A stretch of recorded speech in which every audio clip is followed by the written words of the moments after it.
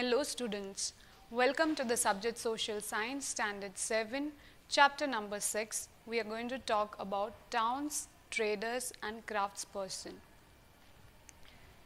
So if suppose a person from outside is visiting in India during medieval time, then what are the things that he would prefer to see around, right? You might be thinking like what will be the things that he would watch in medieval times. It could be an administrative town, it could be a commercial center, it could be an port area, a temple town, depending upon what is available nearby in that particular city. So let's go in detail with the topic. Here you can see types of town. It can be like one particular temple town, or it can be further a commercial area or a port town, depending. And in some areas there could be all the four, depending upon the people, and the type of business what they are doing in. Types of town: temple town, administrative center, commercial town and port town. Temple town is having lot of temples nearby, as you can see. Administrative center, you have the business which they do in, maintaining the accounts, what income has come in, what are the expenses which are taking place. You see lot of workers working over here. Commercial town here means business which is done, trading, in different parts of the town and even in the states and abroad as well. Port town. Here you can see through the sea waves, sea medium, you can have all the loads of goods which can be transported through the medium of import and export via the usage of the ships. So this is how the working process used to take place in the port town. As I mentioned earlier, that there could be different towns: temple town, administrative center, commercial town and port town. Now Thanjavur, as we have already studied in the previous chapter as well. Thanjavur was the capital of Cholas and administrative center. Places with mandapas, places with mandapas, when I am saying, there could be a place where kings used to hail their courts and kings used to issue to their subordinates certain orders which they needed to follow. So that used to be a place called mandapa. When we say about Thanjavur, here we are talking about administrative center. What did Thanjavur provide? Thanjavur provided places with mandapas, barracks for army, markets, water supply, salai weavers and sculptures or stapatis.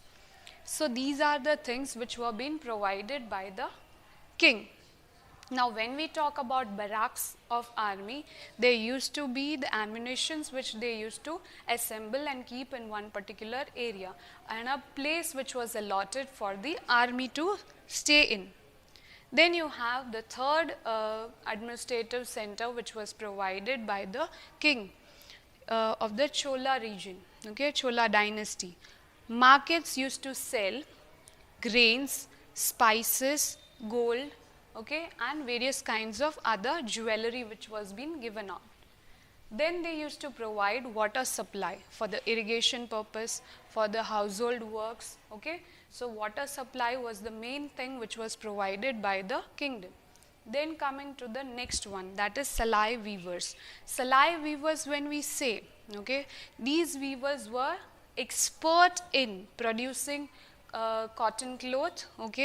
They used to prepare flags for the temple. On the top you have the flags which are raised. Then you have the kings and nobles. For them the fine cotton cloth was being provided by the salaya weavers.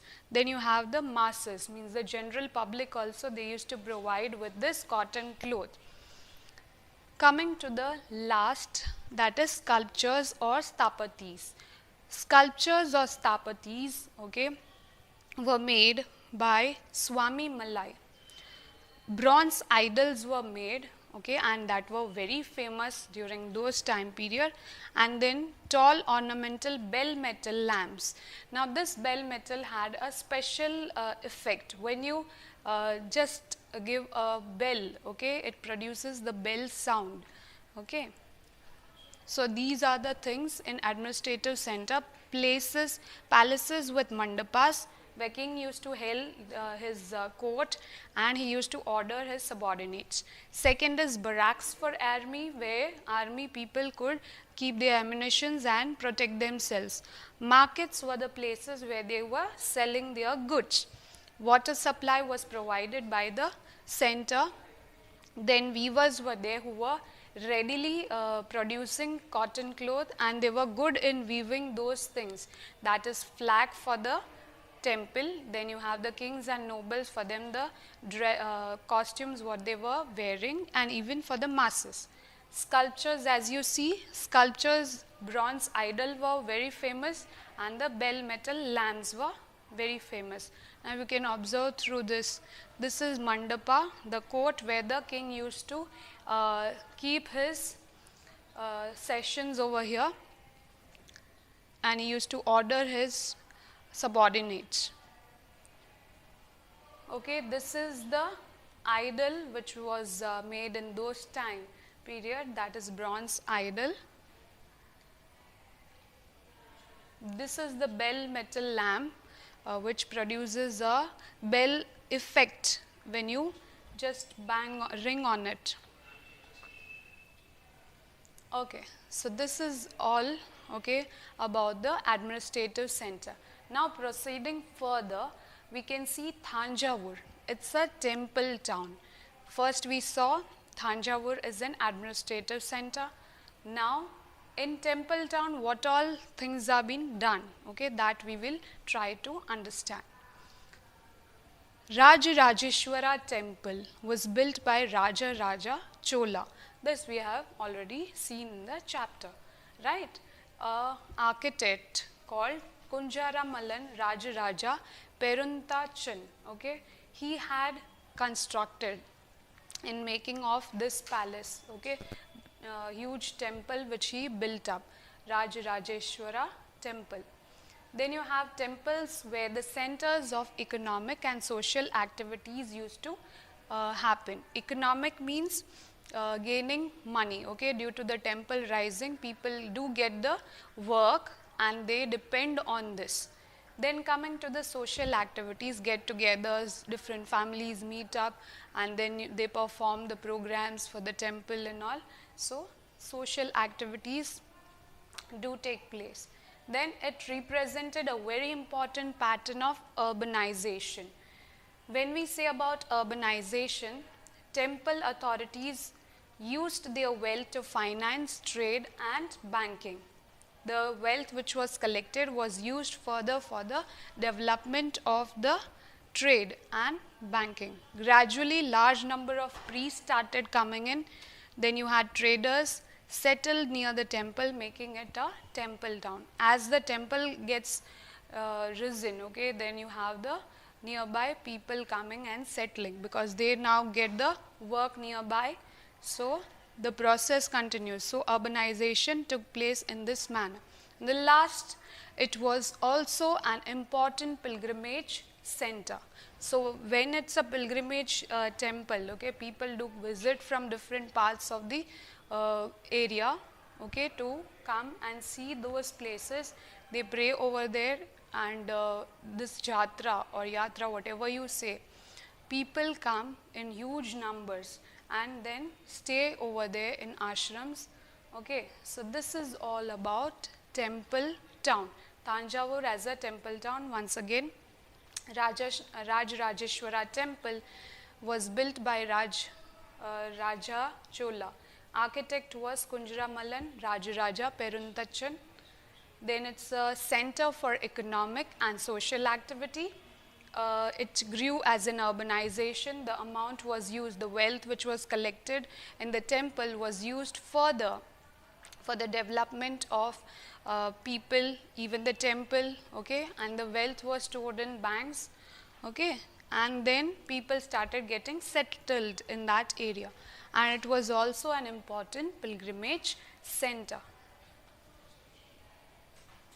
You can see this picture, okay, how people gather in. You have the temple, you have a different people gathered for the fair and all, and you have the wheel, okay. This is the area where the temple has already been constructed. People have started settling nearby. Then you have the pujas which are done nearby the river, and you have lots and lots of people, right?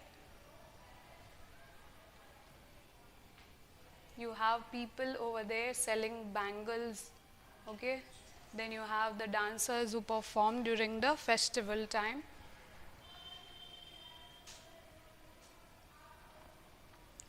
Coming to the next topic, rulers built temples to demonstrate their devotion. Pilgrimage center that developed into township. There are few temples which I am going to name, and then I will show you the temples, okay. Bila Swamin or Bilsa or Vidisha, which is in MP. Vrindavan in UP, that is Uttar Pradesh. Somnath in Gujarat. Madurai, Tamil Nadu. Tirupati temple in Andhra Pradesh. Kanjipuram and Tiruvannamalai, which is in Tamil Nadu. Khwaja Moinuddin Chishti celebrated the Sufi saint who settled in Ajmer, Rajasthan, attracted devotees from all creeds. Khwaja Moinuddin Chishti, okay, he is a Sufi and saint who had settled in Rajasthan, attracted all the devotees from different creed. People used to come and listen to him. Near Ajmer is a lake, Pushkar, which has attracted pilgrims from even ancient times as well.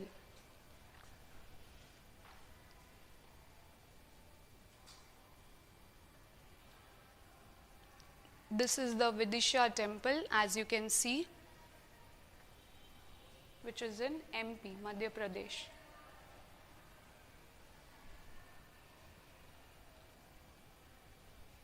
This is the temple of Vrindavan, where the celebration is going on. Then you have the Somnath temple, which is located in Gujarat.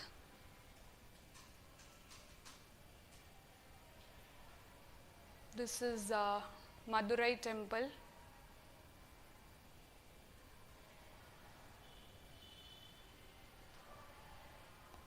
See the structure, the sculptures which they have kept in, okay. There are lots of lords, small statues which are put in the architecture, as you can see.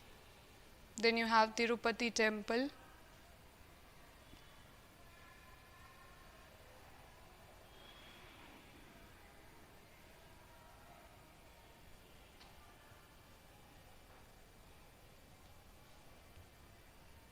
Here you can see huge sculptures which have been put in, okay.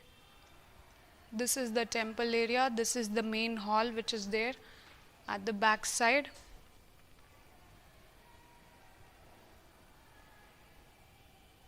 This is overall view, okay, where you can see all the temples, the settlement of people who are getting settled because of the temple towns.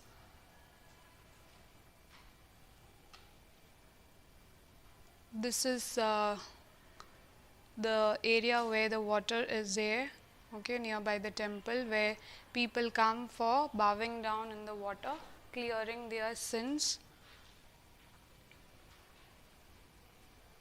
This is Khwaja Moinuddin Chishti, Sufi saints area, where the different people, okay, used to come in, different creed people used to come in and listen to his music.